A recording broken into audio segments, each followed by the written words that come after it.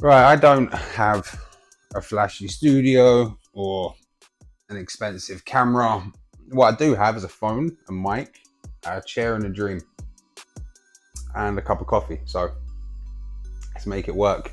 So I was thinking we'd do a quick 5 to 10 minute recap of all of yesterday's games. I'm recording this before today's matches, so I'll leave my predictions in there, but I don't know, what should we call this? Connor's coffee catch up, caffeine recap.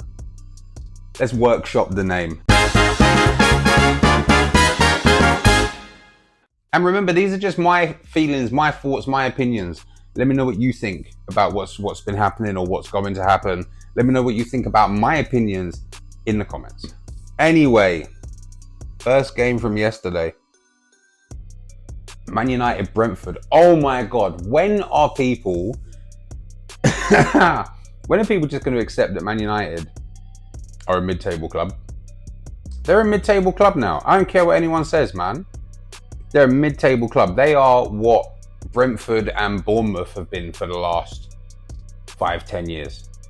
They're a mid-table club. They're lucky that they have the history and that they have a legacy to even, like, if they didn't have the stadium that they had, bringing in all that money every single week, and the history that they have thanks to the Ferguson years primarily, I think they'd be on the brink of administration. I really do. Brentford absolutely destroyed them, played them off the park. I don't know what Amarin's doing. I really don't know what Amarin's doing. It's just, they're not fluid. How are you going to spend so much money on players like Sesko, Cunha, and Mbeumo, and have Fernandes behind them, and they're just stiff and rigid in attack? And Fernandes, by the way, people need to stop. Listen, yeah, he's good, but he's overrated. People want to talk about he's one of the best 10s in the world. He's the best 10 in the league. Shut up, will ya? Shut up, man. First of all, Cole Palmer walks all over him every day of the week, twice on Sunday. I wouldn't have him in our team. People are like, oh, you're crazy. I would rather have Odegaard than Fernandes, because, like, Fernandes can only work in that final third. He's garbage everywhere else. Odegaard will come back to receive the ball. When things are moving too slow, he comes back, receives the ball, takes it on the turn, create 8-10 yards of space, and moves that ball forward. Well done, Brentford. Well done, Brentford. No Mbeumo, no Norgard, no Wissa. And yeah, absolutely nailed him. Moving over to West London. Oh my God, Chelsea, Brighton. Chelsea, Brighton. Am I ecstatic that Chelsea got smashed? Yes, of course I am. Of course I am. Silly red card from Chalobah.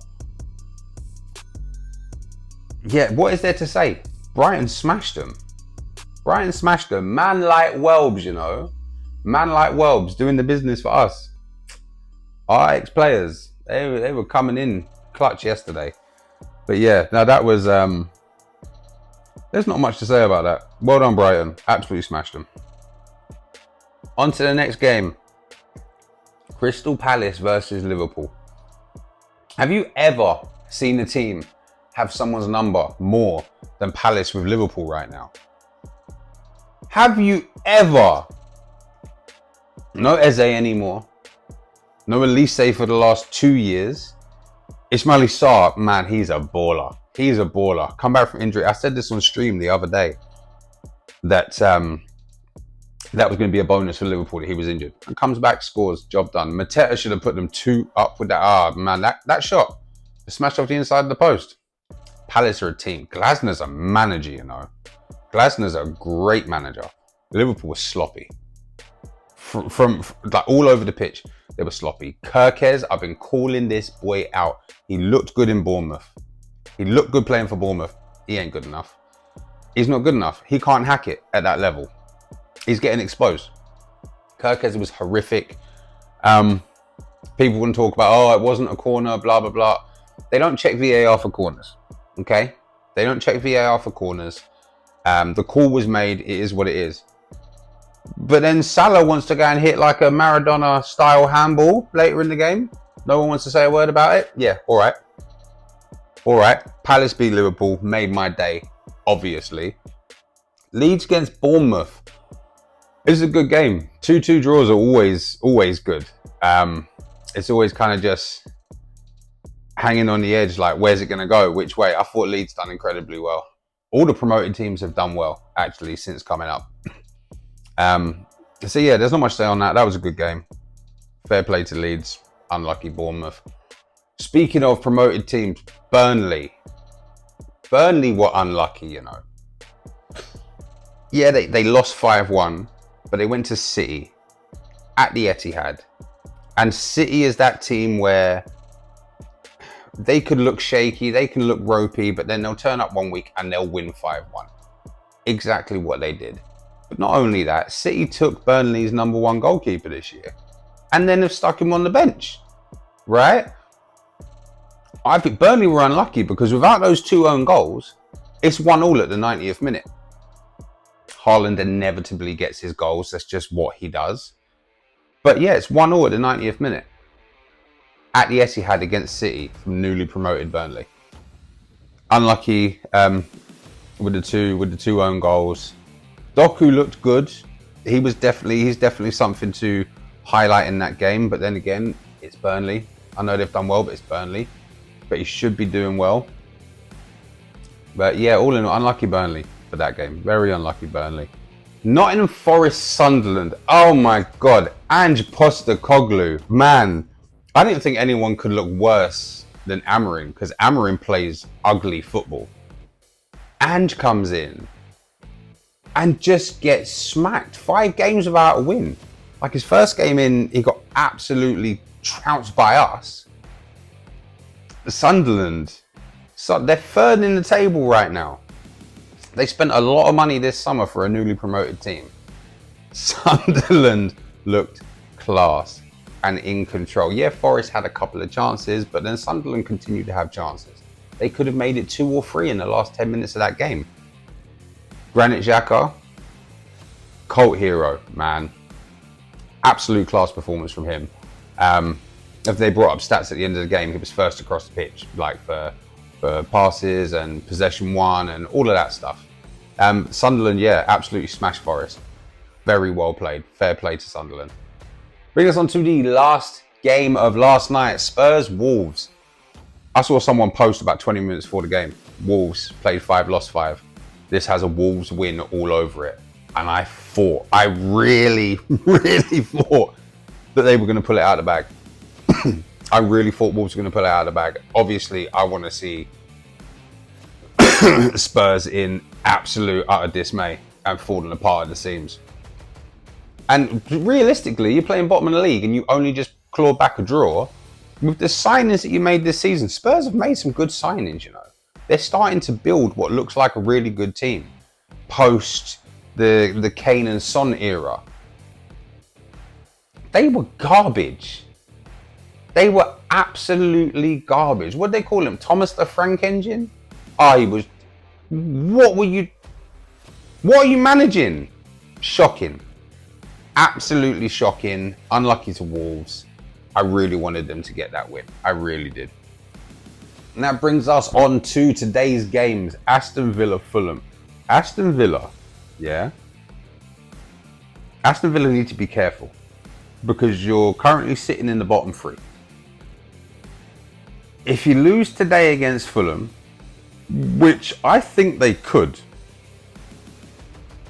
this could spark quite a dangerous run of trying to play catch up.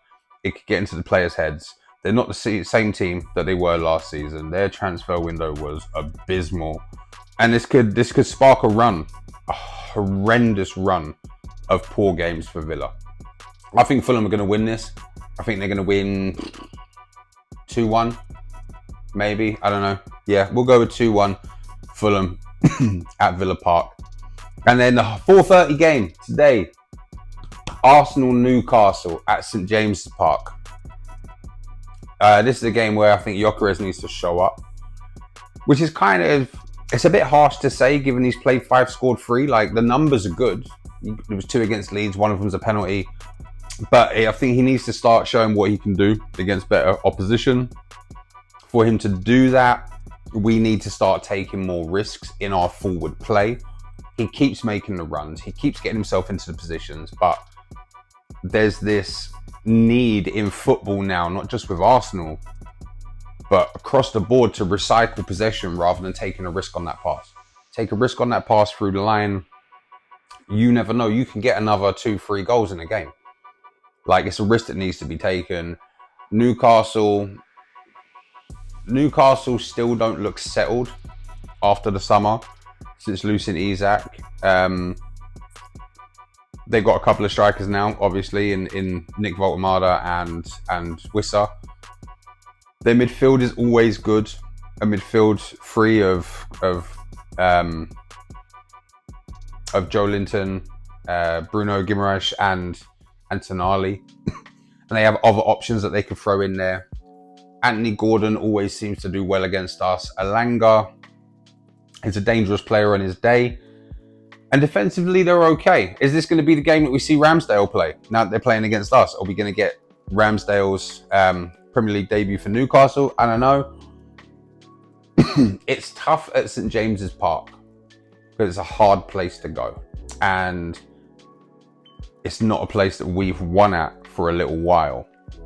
But I do think we'll get the win. I don't think it's going to be a massive win. I don't see Newcastle scoring against us because our defence is that good. So I'm going to say that this game will be maybe a 1-0, 2-0 Arsenal. And then Monday's game, Everton-West Ham. West Ham are going to get absolutely obliterated. Absolutely obliterated. Nuno, I'm sorry that you accepted that job and that's where you are now. West Ham's not the club to be anymore. Yeah, Everton and David Moyes are going to absolutely run through him. Jack Grealish is going to have the game of his life. I don't know if I'm going to make this a series. I wanted something to kind of fill in the week. I like doing this. I like sitting down and just talking and having a cup of coffee. So if you do like the video, or if you did enjoy it, please hit the like button, subscribe to the channel, because then I'm going to know that I should be doing more stuff like this. I can do it. I normally do it after the games are done. So as of next week, I'll do it maybe on the Monday, and then I can do a European one. But yeah, and like I said earlier, let me know what you think in the comments. Give me your predictions. Tell me what you think about my predictions. Let's have a conversation. But yeah, that's it for this video, and I'll catch you in the next one.